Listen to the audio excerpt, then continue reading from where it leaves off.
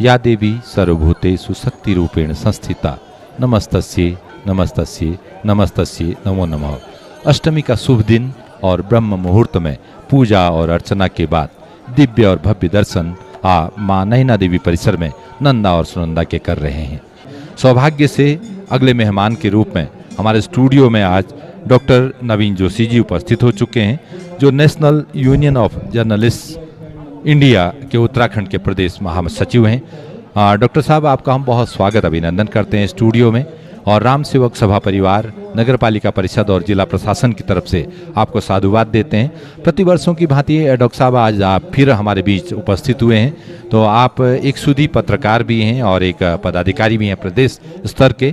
तो हम आपसे ये जानना चाहेंगे कि नंदा सुनंदा के महात्म्य के बारे में हम डॉक्टर नवीन जोशी जी से धर्म, आस्था और विज्ञान को किस तरह से जोड़ सकते हैं माँ नंदा और सुनंदा से, इस बारे में बातचीत करेंगे। बीच बीच में जो भी हमारी परीक्षाएं होंगी, जो प्रश्न होंगे, हम डॉक्टर नवीन जोशी से प्राप्त करते रहेंगे।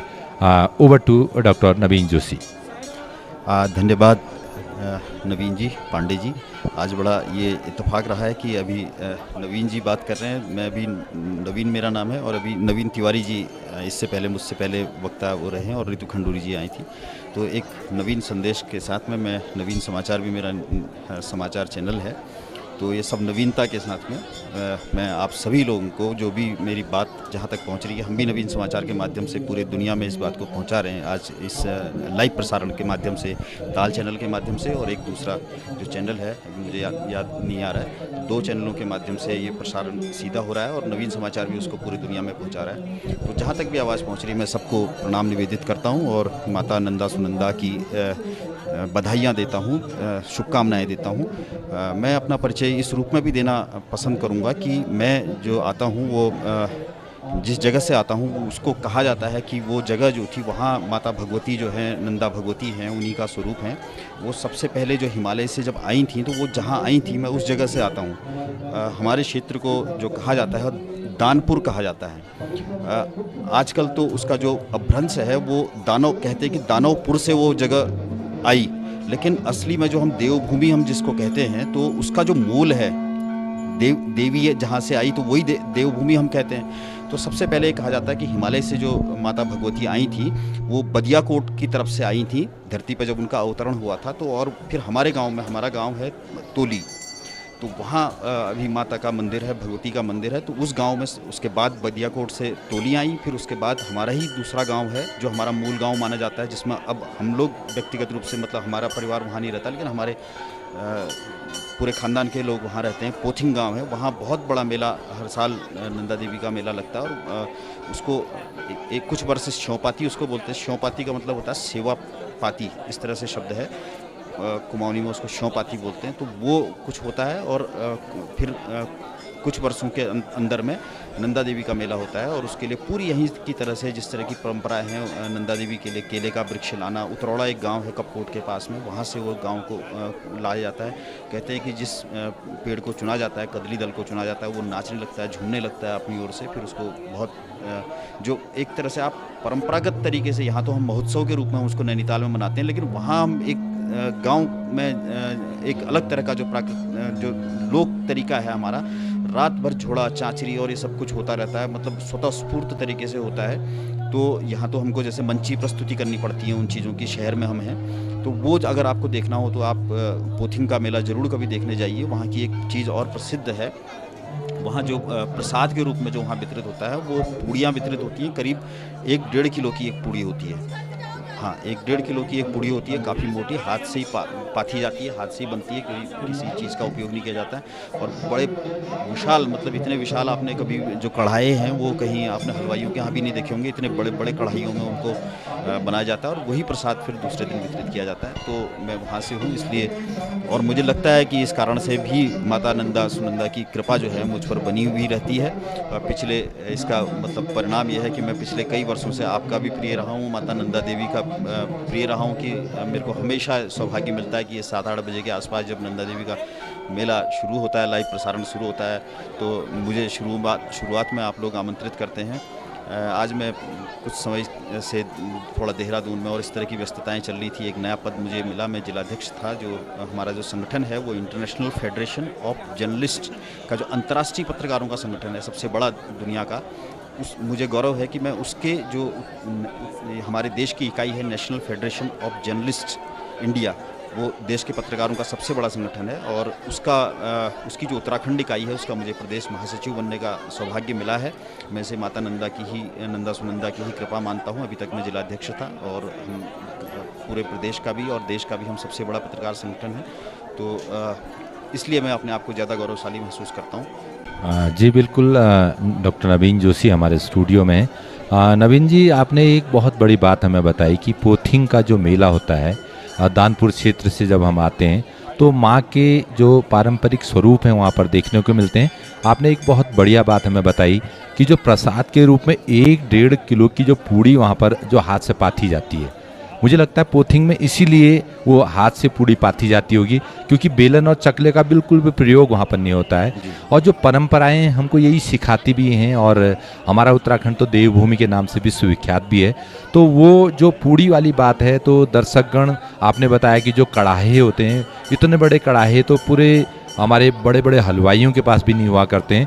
तो ज़रूर 1-1.5 किलो की जब पूड़ी उसमें डाली जाती होगी, जब वो पकती होगी, उसके बाद प्रसाद के रूप में लोगों को मिलती होगी, तो दूर देश तक यार अपने सगे संबंधियों को लोग भेजते होंगे। तो कितना आनंद मिलता है परंपरागत मेले। और आपने कहा कि जो हम शहरों में आते तो मंची प्रस्तुतियाँ ज़्यादा होती हैं, तो नैनीताल का मेला ऐतिहासिक मेला है, नंदा देवी का हमारा नंदा सुनंदा यहाँ पर विराजमान होती हैं। तो पारंपरिक मेलों में बहुत सारी चीज़ें, आप दर्शकों के लिए क्या कहना चाहेंगे कि वो किस तरह से अपने आप को जोड़ सकते हैं पारंपरिक मेलों से? एक बात थोड़ी सी पीछे वही फिर से पोथिंग लौटते हुए आपने वहाँ से फिर जिक्र किया ही है, तो एक बहुत विशेष बात है कि हमारे यहाँ आपने देखा है कि हम लोग सैनिक भूमि हैं। पूरे हमारे प्रदेश के लोग ही, पूरे प्रदेश के लोग ही, हर परिवार, हर दूसरे तीसरे परिवार में सैनिक होते हैं। तो हमारे क्षेत्र के लोग भी बहुत ज़्यादा संख्या में सैनिक हैं, और एक इतना बड़ा, मतलब आप इसको प्रत्यक्ष रूप से आप आशीर्वाद मानेंगे कि इतनी बड़ी संख्या में सैनिक उस क्षेत्र के होने के बावजूद आज तक वहाँ का एक भी नौजवान, एक भी सैनिक जो है वो शहीद नहीं हुआ। तो ये मतलब इसको सीधे तौर पे माना जाता है कि ये माता की कृपा से ही ऐसा संभव हो पाता है, क्योंकि सेना पे, सीमा पे लड़ रहे हैं, हर समय गोलियों के सामने हैं, लेकिन और पूरी वीरता के साथ लड़ते हैं, लेकिन एक भी वीर वहाँ का आज तक शहीद नहीं हुआ। ये एक वहाँ की जो माता नंदा की प्रत्यक्ष रूप से इसको माना जाता है। और दूसरा, जहाँ आपने कहा कि झोड़ा चांचरी और ये सब कुछ भी चीज़ें होती हैं, तो हम इसको मानते हैं कि जो ये इस तरह के आयोजन होते हैं, अभी नवीन तिवारी जी कह रहे थे, शक्ति की बात, हम माता से शक्ति लेते हैं, तो ये हमारा कितना बड़ा मतलब आप इसको विज्ञान के दृष्टिकोण से भी अगर देखें तो, और शिव जो ऊर्जा स्वयं में ऊर्जा है, और बिना ऊर्जा के हम कुछ नहीं कर सकते। तो हमको एक जो इस तरह के जो आयोजन होते हैं उनका धार्मिक पक्ष भी है कि हमको एक इस तरह का विश्वास हमारे अंदर उत्पन्न होता है, इस तरह की हमको शक्ति स्वतः स्फूर्त तरीके से हमको माता से मिलती है कि हमारे जीवन में बड़े से बड़े काम सफल हो जाते हैं। मैं विज्ञान की ओर भी इसको जोड़ने की कोशिश करूँगा कि आज दो धाराएँ दुनिया में प्रचलित हैं, खासकर हमारे देश में, और वैसे पूरे दुनिया में इस तरह की धाराएँ प्रचलित हैं। एक होती है जो धर्म और आस्था की बातें करती है, उसको हम राइटिस्ट बोलते हैं, और एक दूसरी धारा है जो अपने आप को प्रगतिशील बोलती है, उसको हम लेफ्टिस्ट बोलते हैं। लेकिन और इसी तरह को अगर हम विज्ञान के साथ जोड़ें तो एक धारा है जो विज्ञान की बातें करती है कि हर कुछ जो कुछ साइंस हमें सिद्ध करके बताता है वही सच है इस दुनिया में, और जो विज्ञान नहीं बता पाता है वो हमारे लिए अंधविश्वास है या वो धर्म और इस तरह की बातें हैं। ये बड़ी एक तरह से साजिश, पिछले मैं कहूँगा कि साजिश ही हुई है कि हम हमारा क्योंकि जो इतिहास है या बाकी इस तरह की चीज़ें हैं वो लिखने वाले लोग ही लेफ्टिस्ट ज़्यादा रहे, तो उन्होंने धर्म और आस्था की चीज़ों को हमेशा ये साबित करने की कोशिश की कि ये विश्वास नहीं है बल्कि अंधविश्वास है, और जो इसको मान रहे हैं वो लोग भक्त नहीं है बल्कि अंधभक्त है। आजकल आप देखेंगे सोशल मीडिया में भी अंधभक्त शब्द और अंधविश्वास शब्द, और बाकी जो हमारी परंपराएं, हमारी जो ये सब कुछ चीज़ें हैं, इसको नकारने की एक बहुत कुचेष्टा बहुत पूरे देश में भी और पूरे दुनिया दुनिया में भी इसको हो रही है। तो इसका हमें डट कर मुकाबला करने की ज़रूरत है और हमें बताने की ज़रूरत है कि ये सब चीज़ें कैसे होती है। मैं आपको एक उदाहरण के रूप में अगर ये समझाऊँ और साइंस और विज्ञान को और आस्था को अगर मैं आपको समझाने की कोशिश करूँ, तो आप एक छोटा सा उदाहरण देखिए, मोबाइल फ़ोन विज्ञान का एक उदाहरण है। इससे आप किसी भी और दूसरे उदाहरण को भी, आप एक किसी दवाई की गोली को आप यूज कर सकते हैं, किसी गाड़ी का उदाहरण मैं आपको दे सकता हूँ, बहुत तरह का, हर तरह का उदाहरण दे सकता हूँ। विज्ञान का एक नमूना है फ़ोन, मोबाइल फ़ोन। मैं किसी को फ़ोन मिलाता हूँ तो फ़ोन मिल जाता है, बात हो जाती है। लेकिन क्या 100% मतलब 100% बार अगर मैं किसी को फ़ोन मिलाता हूँ तो क्या बात हो जाती है? नहीं होती है। जब एक विज्ञान का उपकरण, यानी कि अगर हम दूसरे तरह से कहें तो विज्ञान का उपकरण फेल हो जाता है, हर बार हमें बात नहीं कराता है। लेकिन आज के हमने पढ़े लिखे दौर में हम ये उसको अपने दिमाग में सोच समझ करके हम ये मान लेते हैं कि जब हमने किसी दूसरे को फ़ोन मिलाया होगा, हो सकता है कि उस समय नेटवर्क बिजी होगा, हो सकता है जो व्यक्ति फ़ोन जिसके पास आया वो उस समय उपलब्ध नहीं होगा, हो सकता है कि वो रेंज में नहीं होगा, हो सकता है कि वो व्यस्त होगा इसलिए मेरा फ़ोन नहीं उठा रहा है, हो सकता है कि उसको मुझसे बात करने की इच्छा नहीं होगी इसलिए मेरा फ़ोन नहीं उठा रहा है। ये सारे कारण हम मान लेते हैं। तो आप एक मतलब इसको आप इस विज्ञान के इस जो मैंने आपको बात बताई, इसको आप एक विज्ञान तो आओ करके सीखें होता है ना, कि हर बार चीज़ें वही होनी चाहिए, इसी को विज्ञान कहते हैं कि हर बार मैंने फ़ोन मिलाया तो हर बार मेरी बात होनी चाहिए। बिल्कुल तो सर। लेकिन हम 100 बार अगर फ़ोन मिला रहे हैं तो आप अनुभव करेंगे कि 50 बार ही आपकी बात हो पाएगी। मैं आपसे फ़ोन मिलाऊंगा, 50 बार ही बात हो पाएगी, 50 बार नहीं हो पाएगी, विभिन्न कारणों से नहीं हो पाएगी। तो उन कारणों को हम विज्ञान के माध्यम से मान लेते हैं कि हम अपने दिमाग में सोच लेते हैं कि ये कारण रहे होंगे, इस कारण की वजह से हमारा विज्ञान इस समय सफल नहीं हुआ होगा। अब इसी उदाहरण को अगर हम एक बभूत लगाने के उदाहरण से देख लें, या किसी और दूसरे हम अपने विश्वास के उदाहरण से इसको मान लें, तो कई बार हमारा विश्वास होता है वो फलीभूत होता है। हमने एक मंत्र पढ़ा और उसकी शक्ति ने हमारा कोई कार्य कर दिया, बभूत लगाया, उससे हमारी बीमारी दूर हो गई। 100 बार भी हमने बभूत लगाया, हो सकता है 50 बार ठीक हो गया और 50 बार नहीं हुआ। इसी उदाहरण को मैं उससे ही 50 और 50 से जोड़ रहा हूँ। अब जब नहीं हुआ तो उस समय हमने कहा कि ये 50 बार तो चूंकि नहीं हो रहा है, इसलिए ये जो है ये विश्वास नहीं है, ये अंधविश्वास है, इसलिए हम इसको नकारते हैं, इस बभूत की व्यवस्था को हम नकारते हैं। इसकी बजाय हम दवाई लेंगे। दवाई से भी आप कहेंगे कि 100 बार अगर हम एक ही दवाई को किसी को देंगे तो 100 के 100 बार वो आदमी ठीक नहीं होगा। 50 लोग ठीक हो जाएंगे, 50 लोग ठीक नहीं होंगे। हम उनके विभिन्न कारण मिला देंगे कि यार दवाई से सही तरह से इलाज नहीं हुआ होगा, या इसको सूट नहीं कर रही है, या इसको। लेकिन मैं इसी बात को ये कहना चाहता हूँ कि जिस समय ये चीज़ें, हमारा जो विश्वास होता है वो फलीभूत नहीं होता है, वो मंत्र हमारा फलीभूत नहीं होता है, आप मान के चलें कि उस समय भी नेटवर्क आपका नहीं मिल रहा है, उसमें भी जो मंत्रों का उच्चारण है वो आपने ठीक से नहीं किया होगा। जिसने मंत्र कहना है उसने मंत्र ठीक से नहीं कहा होगा, जिसने मंत्र लेना है उसने मंत्र को ठीक से नहीं लिया होगा, जो वातावरण होगा बीच में कोई डिस्टर्बेंस होगा। तो ऐसे बहुत सारे कारण हो सकते हैं जिनका ज्ञान हमें नहीं है। चूँकि हमें ज्ञान नहीं है इसलिए हम अपने हमारा जो हज़ारों सालों का जो हमारा विज्ञान है, मैं उसको विज्ञान मानता हूँ। जो हमारा हज़ारों साल का जो हमारा एक ट्रस्टेड सिस्टम है, हमारी करीब 5-10 हज़ार साल की तो हमारी अगर साइंस भी माने तो तब भी भगवान राम और भगवान कृष्ण को हम आज की डेट में डेटेड करके हम बता सकते हैं कि ये चीज़ें सब धरती पर रही हैं। भगवान राम इस धरती पर आए हैं और भगवान कृष्ण इस धरती पर आए हैं, भगवान शिव इस धरती पर आए हैं, सब सारे देवी देवता इस धरती पर आए हैं। तो उनको हम आज की तिथि में वाल्मीकि रामायण में एक जो जिस समय भगवान राम जी का विवाह हुआ या बहुत सारी जो भी चीज़ें हुई, वाल्मीकि जी उन स्थानों के बारे में लिख के गए हैं। उनके अक्षांश देशांतर आज की डेट में मिला करके वो बिल्कुल ठीक बैठते हैं। ऐसे ही जो तारों की, नक्षत्रों की जो गणना है वो उसको साइंस ने आज की डेट में अपने उसमें डाल करके समय निकाल दिया है कि कौन से सन की बात होगी। अब दुर्भाग्य यह है कि हम तो ईसा के बाद ही सन मानते हैं, उसके पहले तो हमको फिर BCE और ये सब कुछ कहना पड़ता है। लेकिन ये जो चीज़ें चल रही हैं ये ऐसे कुछ हो रहा है।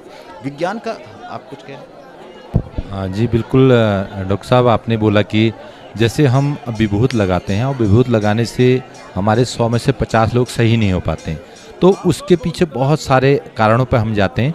जहाँ हम दवाई खाते हैं, एलोपैथी और चिकित्सा की तरफ जाते हैं, मेडिकल साइंस की तरफ जाते हैं, तो वहाँ भी ये कारण है कि 100 लोगों ने दवाइयाँ खाई और 50 सही हुए और 50 सही नहीं हुए।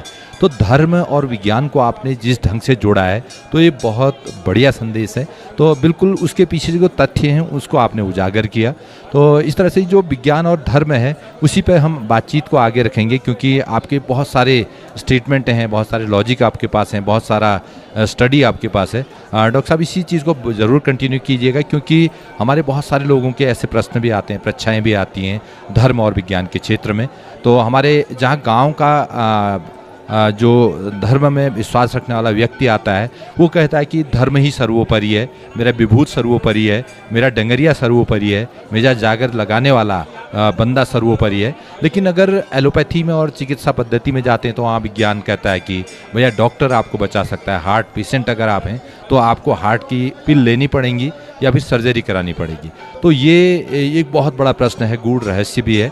और इधर हमारे उप जिलाधिकारी मेलाधिकारी प्रमोद कुमार सर का एक संदेश आया है कि जो भक्तजन आज अपने बकरों की पूजा अर्चना के लिए मंदिर परिसर में लाए हैं तो वो जल्दी से पूजा अर्चना कराने के बाद उनको अपने घरों को ले जाएंगे, चूँकि उससे अनावश्यक व्यवधान न हो, मेले की व्यवस्थाएं बनी रहें। और मेला क्षेत्र में हमारे मेलाधिकारी SDM PK Pramod Kumar sir इस समय भ्रमण पर भी हैं। उनका बहुत निवेदन आया है हमारे दर्शनार्थियों के लिए, मेलार्थियों के लिए, भक्तजनों के लिए कि आप अपने बकरे की पूजा इत्यादि कराने के बाद जल्दी से जल्दी अपने घर को ले जाएंगे और हमारे आग्रह को स्वीकार करेंगे, हमारी प्रार्थना को स्वीकार करेंगे। वापस लौटते हैं डॉक्टर नवीन जोशी के साथ। बहुत बढ़िया उनने जो रिलेट की हैं चीज़ें। डॉक्टर साहब इसी वार्ता को आप जारी रखेंगे? जी ज़रूर। SDM साहब ने भी जो संदेश दिया है मैं उसको ज़रूर इस बात को कहना चाहूँगा कि बदलते वक्त के साथ में कुछ अगर हमको लगता है कि हमारे जो व्यवस्था है उसमें कुछ कुरीतियाँ रह गई हैं तो उनको ज़रूर हमको सुधारना चाहिए। बलि की जहाँ तक बात है ना, इसी विषय को अगर मैं जोड़ लूँ तो बलि एक हमारे सिस्टम में एक चला आ रहा है, लेकिन वो जो अगर हम शास्त्रों में देखेंगे तो बलि जो है वो अपनी प्रोक्षित बलि की बात है। अगर आप हम जब ये अपना नवरात्र होता है तो हम पूरा 13 अध्याय पढ़ते हैं उसके दुर्गा सप्तशती के, तो उसमें आप देखेंगे कि बलि आपने जो राजा सुरथ ने जब उनके माता को प्रसन्न करने के लिए प्रार्थना की तो स्वतः स्वप्रोषित बलि उन्होंने दी, यानी अपने रक्त की बलि दी। इस तरह से वो मतलब अपना ये करते थे, माता की आराधना इस तरह से करते थे कि लंबे समय तक, जब तक पूरा शरीर का खाना छोड़ दिया, पीना छोड़ दिया, सब कुछ छोड़ दिया, पूरे शरीर का रक्त आपका निकल गया, मतलब पूरा आप हड्डियों का ढांचा बन गए, तब जाके माता प्रसन्न हुई। इस तरह का हमको मिलता है। कहीं भी इस तरह का बहुत कम मेरे को कहीं लगता है कि उदाहरण नहीं मिलते हैं जहाँ पर कोई बलि दी जाती होंगे कहीं उदाहरण, लेकिन वो जो हम वास्तविक शास्त्र हैं उसमें ये चीज़ें नहीं मिलती हैं। तो ज़रूर हमको बदले वक्त के साथ अगर कुछ दिक्कतें हैं तो हमको ये मानना चाहिए। फिर से हम विज्ञान और इसकी तरफ को आते हैं। मैं कई ऐसे उदाहरण आपको बता सकता हूँ और कई ऐसे वामपंथियों का उदाहरण आपको बता सकता हूँ, पूरे अपने शहर में बता सकता हूँ, जो एक तरह से धर्म को अफीम कह देते हैं, अंधभक्त कह देते हैं भक्तों को, और विश्वास को अंधविश्वास कह देते हैं। वो स्वयं बड़े बड़े धार्मिक आयोजनों से जुड़े हुए हैं अपने इस तरह से। और ऐसे ही मैं विज्ञान की बात करता हूँ तो हमारे यहाँ जो विज्ञान के बड़े बड़े वैज्ञानिक बड़े बड़े अनुसंधान करते हैं, और हमारा जब हम उपग्रहों को प्रेक्षित करते हैं तो उससे पहले हमारे वैज्ञानिक जो हैं वो देवी के भगवान के मंदिर में जाते हैं और वहाँ जाके पूजा अर्चना करते हैं। मेरे व्यक्तिगत जीवन के कई ऐसे उदाहरण हैं। अभी कुछ ही 4-6 दिन पहले मेरे लैपटॉप में कुछ प्रॉब्लम आ गई, बोला कि क्रैश हो गया है। कई बार कोशिश की, जितने उसने ऑप्शन बताए वो सारे कुछ ऑप्शन मैंने किए। मैं देहरादून में था, मैंने कहा यार अब तो हाथ पांव हमारे तो लैपटॉप ही होता है, उसी से हम सब कुछ कर सकते हैं, लेकिन वो ख़राब हो गया तो अब एक खर्चा भी दिखता है और उसके अलावा अब दिखता है कि मेरा तो आज से जब तक मैं इसको सही नहीं करा लूँगा तब तक काम नहीं हो सकता है। मैंने अपनी पत्नी को बताया कि मेरे लैपटॉप ख़राब हो गया, मेरे तो हाथ पाँव एक तरह से कट गए, मैं क्या करूँ। उन्होंने कहा इसको आप थोड़ी देर के लिए बंद कर दीजिए और आधे घंटे बाद खोल लेना। मैंने आधे घंटे बाद उसको बंद किया और आधे घंटे बाद खोल लिया। मेरा लैपटॉप में ऐसा हुआ कि जैसे कोई दिक्कत ही नहीं है। अब पता नहीं, शक्ति मेरे को भी घर से मिलती है, तो उन्होंने पता नहीं कौन सा मंत्र फूका, क्या किया। मेरा जो विज्ञान का अनुपम उदाहरण है लैपटॉप, वो किस तरह से ख़राब हुआ था और किस तरह से वो अपने आप सही हो गया, मैं उसको कह नहीं सकता, माता की कृपा है। बिल्कुल डॉक्टर साहब, आपने बहुत सही बात कही। अगर हम माँ नंदा और सुनंदा की पूजा अर्चना कर रहे हैं तो हमारे घर में भी मातृ शक्ति का स्वरूप हमारी माताएं हैं, हमारी बहनें हैं, हमारी पत्नियां हैं, तो वहाँ से भी एक एनर्जी हमको मिलती है, ऊर्जा मिलती है, एक शक्ति मिलती है, तो हम उसकी पूजा करते हैं। हो सकता है कि वही तारतम्य आपसे जुड़ा हो। जो आपका लैपटॉप खराब हुआ, आपकी धर्मपत्नी जी ने आपसे कहा कि इसको बंद कर दीजिए आप आधे घंटे के लिए, और आधे घंटे के बाद फिर से रीस्टार्ट कीजिए, तो हो सकता है वो शक्ति ज़रूर वहाँ पर काम आई हो। तो इस तरह से जो साइंस और धर्म में आज आपने बात कही डॉक्टर साहब, तो इसको हम अगले पड़ाव की तरफ लिए चलते हैं। आपसे ये जानना चाहेंगे कि आप पत्रकार भी हैं, आपने अभी अभी महासचिव आप बने प्रदेश के, इतने बड़े जो वर्ल्ड वाइड जो हमारे ऑर्गेनाइजेशन है पत्रकारों की सबसे बड़ी, उसके प्रदेश के महासचिव बन गए हैं। तो आपका तो नवीन समाचार करके आप एक पोर्टल भी चलाते हैं, उसमें बहुत सारे बार आप लिखते हैं धर्म और विज्ञान के क्षेत्र में। तो जैसे हमारा पत्रकारिता है, सोशल मीडिया है, या फिर हम लोग जो बातचीत करते हैं इंटरनेट के माध्यम से, ये कितना प्रभावी होता है हमारे इन तरह की शक्तियों को पूजने में, वंदित करने में, अभिनंदित करने में, या फिर उन शक्तियों को प्रदर्शित करने में? देखिए नवीन जी, जो कुछ भी इस दुनिया में हो रहा है ना, वो सब कुछ एक तरह से आप ये समझिए कि जिसने इस दुनिया को बनाया है, उसी ने उस चीज़ को भी बनाया है। मैं आज बहुत ज़्यादा व्यस्त था पिछले कुछ दिनों से, कुछ भी सोच के नहीं मैं तैयारी नहीं कर पाया था, तो मैंने ये अपने आप को माता को समर्पित कर दिया। मैंने कहा जो आपका आदेश होगा, जो आप कहेंगी, वही मैं आगे बोलूँगा।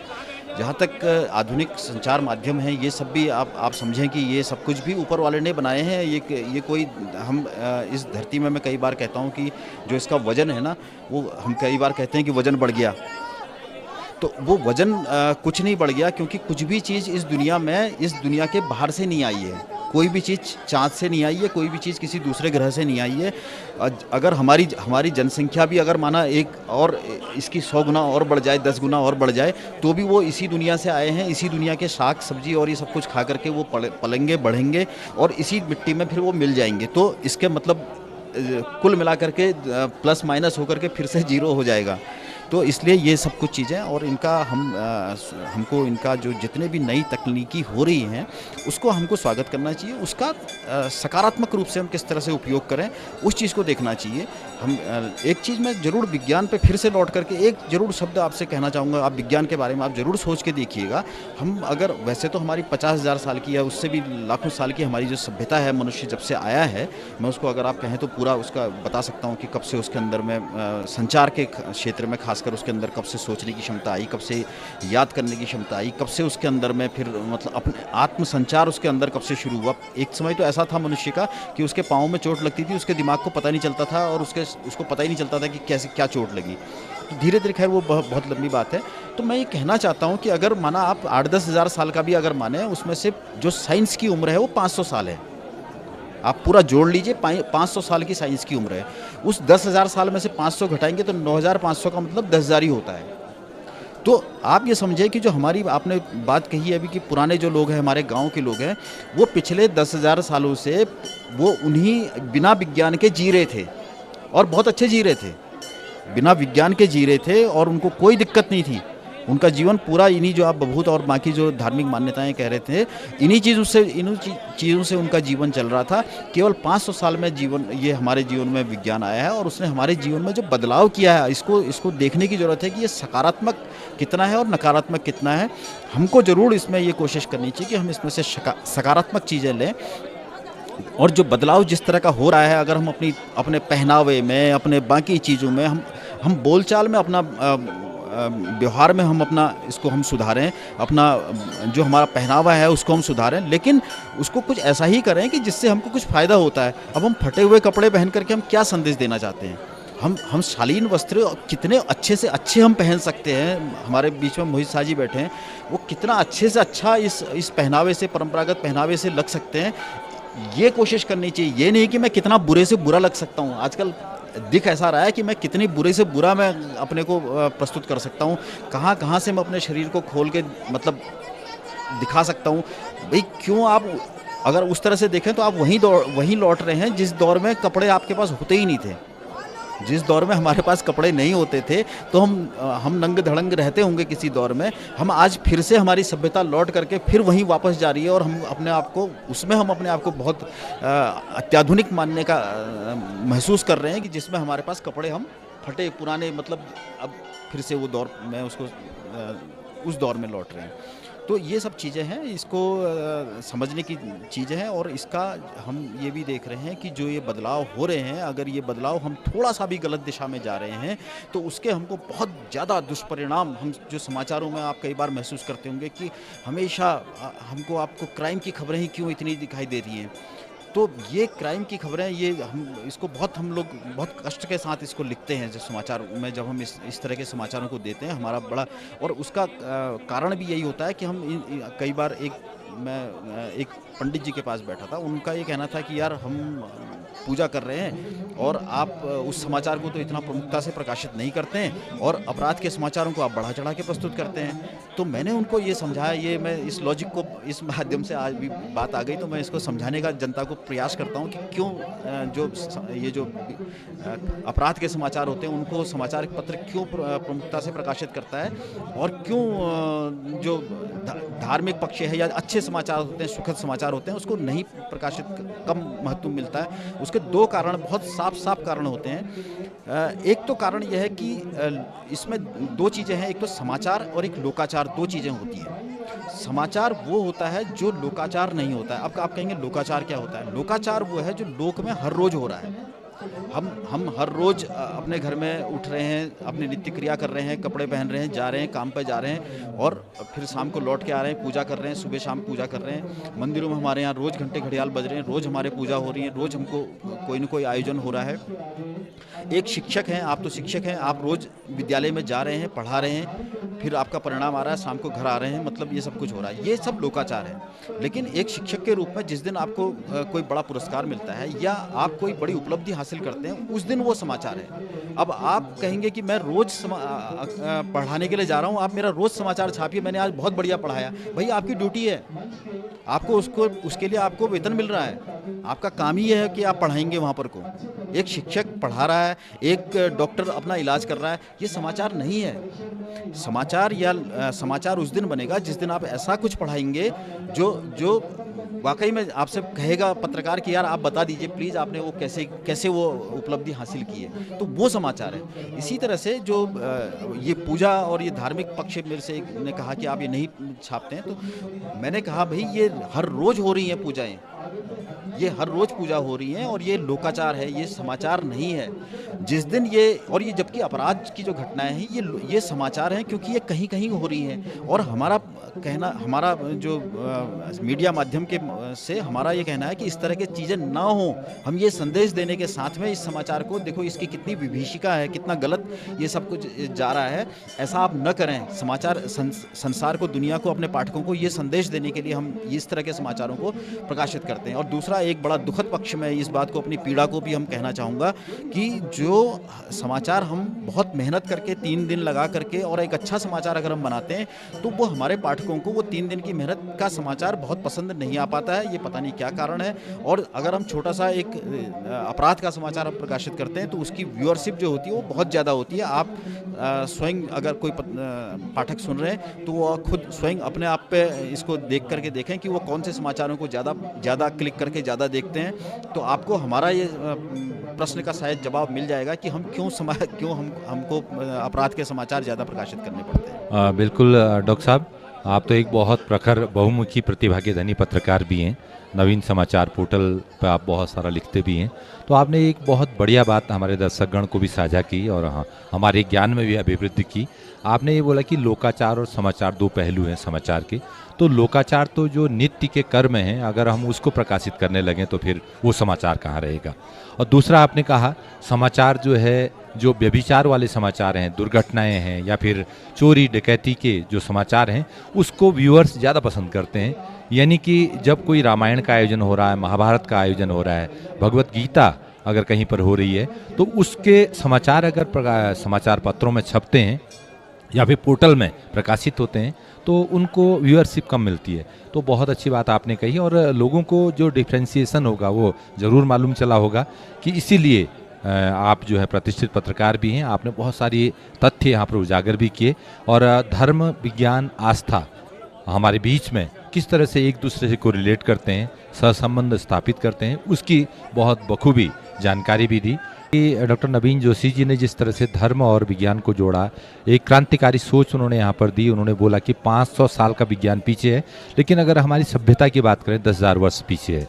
तो 10,000 में से अगर 500 हम घटाते 9,500 होता है, तो धर्म तो भाई 9,500 की बात करता है और विज्ञान 500 की बात। तो बहुत सारी चीज़ें, आज बहुत गूढ़ रहस्य डॉक्टर नवीन जोशी ने खोले। नवीन जी, एक आखिरी प्रश्न आपसे हम चाहेंगे कि हमारे जनता जनार्दन को, मेलार्थियों को और हमारे दर्शनार्थियों को किस तरह का संदेश आप देना चाहते हैं माँ नंदा सुनंदा महोत्सव 2024 के माध्यम से। राम सेवक सभा, नगर पालिका परिषद और जिला प्रशासन आपका स्वागत करता है। ये आखिरी प्रश्न है कि ये इसको किस तरह से देखते हैं आप? जी, मैं सभी का ये बात शायद शुरुआत में भी कहनी चाहिए थी और कही भी मैंने हल्की सी, कि मैं सभी का जो भी इस आयोजन से जुड़े हुए हैं, श्री राम सेवक सभा है, नगर पालिका परिषद है, जो टेक्नीशियन इस से जुड़े हैं, ताल चैनल जुड़ा है, एक अमृत वर्षा मेरे ख्याल से चैनल शायद है, वो भी इसका सीधा प्रसारण कर रहा है, हम नवीन समाचार के माध्यम से भी कर रहे हैं। तो मैं सभी का धन्यवाद, आभार व्यक्त करता हूँ जो आप इस बात को वहाँ तक पहुँचा रहे हैं। और मैं उम्मीद करता हूँ कि जो ये सकारात्मक ऊर्जा यहाँ से जारी है, उसको आप सकारात्मक ऊर्जा को धर्म आस्था के साथ में, विज्ञान के साथ समाहित करते हुए, उसको जो आपका विज्ञान पर एक, जो मैं तो कहूँगा विज्ञान पर जो आपका अंधविश्वास हो गया है, उसको भी आप थोड़ा सा संतुलित करें, धर्म पे अपने वापस लौटें और वहाँ से आपको पूरी जो 10,000 सालों की या जितने भी सालों की जो हमारी पूरी परंपरा है, वहाँ का जो आपको ताकत है, वो ताकत आप उसको प्राप्त करें और अपने संस्कृति की ओर दौड़ें, वापस लौटें, तो आपको ये सब कुछ होगा। एक ये जो अभी आपने नशे की बात की, ये हमारे यहाँ बहुत, मतलब मैं ये कहूँगा कि साजिशन ये सब चीज़ें हुई हैं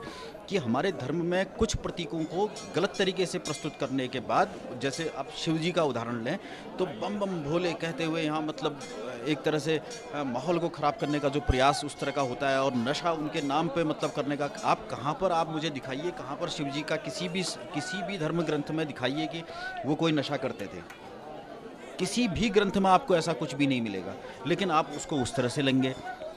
आपको श्री कृष्ण जी का जो जिस तरह से वो उन्होंने जो गीता का संदेश दिया, उन्होंने कर्म का सिद्धांत दिया, उन चीज़ों को आप नहीं लेंगे, लेकिन एक कहीं पर को आप देखेंगे कि मतलब उसका कोई एक ऐसा पक्ष ढूंढ करके आप उसका नकारात्मक रूप से उसका प्रचार करके आप धर्म का आप अनादर करने का, धर्म को भ्रष्ट करने का आप प्रयास करेंगे। आप भगवान राम के बारे में उनका जो मर्यादा पुरुषोत्तम रहे, उनके जीवन से आप कुछ संदेश, कुछ भी आप अपने जीवन पे लेने का प्रयास नहीं करेंगे, ये बहुत गलत है। बल्कि आप ये समझ के चलें, पूरी दुनिया से मैं ये कहना चाहता हूँ, ये आज तो संदेश पूरे दुनिया में प्रधानमंत्री मोदी जी के माध्यम से भी जा रहा है, हमारा योग का संदेश जिस तरह से गया है। तो आप इस बात पर गौरव करें कि आप किस परंपरा को लेकर के आप यहाँ तक पहुँचे हैं, आप किनकी संतान हैं, आप ऋषियों की संतान हैं। आप हमारे अंदर में भगवान राम कृष्ण और सब लोगों का खून जो है हमारे अंदर में कहीं ना कहीं बह रहा है। तो आप इस बात को महसूस करें कि जब आप उनकी संतान हैं, ऋषियों की संतान हैं, तो आप कैसे ये गलत काम, जो ये सब कुछ चीज़ें हैं, ये आप कैसे कर सकते हैं? आप तो कर ही नहीं सकते, आपको अधिकार ही नहीं है। आप और अगर आप इस बात को सोच लेंगे तो आप कर भी नहीं पाएंगे, मुझे ये पूरा विश्वास है। अगर आप अपनी गरिमा को अगर आप समझेंगे कि आप कौन हैं, किनका वंश चला रहे हैं, किनकी संस्कृति को, किनकी सभ्यता को आप लेके आगे बढ़ रहे हैं, तो आप चाह करके भी कोई आपको बैठा भी देगा किसी गलत काम पे, तो आप कर ही नहीं पाएंगे। तो इन चीज़ों को ज़रा समझने की ज़रूरत है। और ये ऊर्जा मेरे को लगता है कि माता नैना देवी, नंदा देवी जो हैं, वो आपको पूरी तरह से यहाँ से ऊर्जा को आप लें पूरे साल भर के लिए। अगले साल फिर से नंदा देवी का मेला होगा, 1 साल के लिए यहाँ से ऊर्जा को लें। और इन्हीं बातों के साथ मैं अपनी वाणी को विराम देना चाहूँगा। आप सभी को, जो भी इस आयोजन से जुड़े हुए हैं और जो भी इस बात को, जहां तक ये आवाज़ जा रही है, उन सबको बधाई और हार्दिक शुभकामनाएं। बहुत बहुत धन्यवाद। हाँ जी, डॉक्टर नवीन जोशी जी हमारे स्टूडियो में आए। मैं नवीन पांडे पुनः अपनी पूरी टीम, सुनील बोरा जी, शिखर गुंबर, गोल्डी और तमाम जो हमारे टेक्निकल स्टाफ के मेंबर आने, उनकी तरफ से, श्री राम सेवक सभा परिवार की तरफ से, नगर पालिका प्रशासन की तरफ से और जिला प्रशासन की तरफ से आपको साधुवाद देते हैं कि आपने अपनी बहुत अच्छी बात स्पष्ट रूप से हमारे दर्शक गणों को साझा की है। तो आप हमारे स्टूडियो में अगले सालों में भी आते रहें। माँ नंदा सुनंदा आपके ऊपर कृपा बरसाती रहें।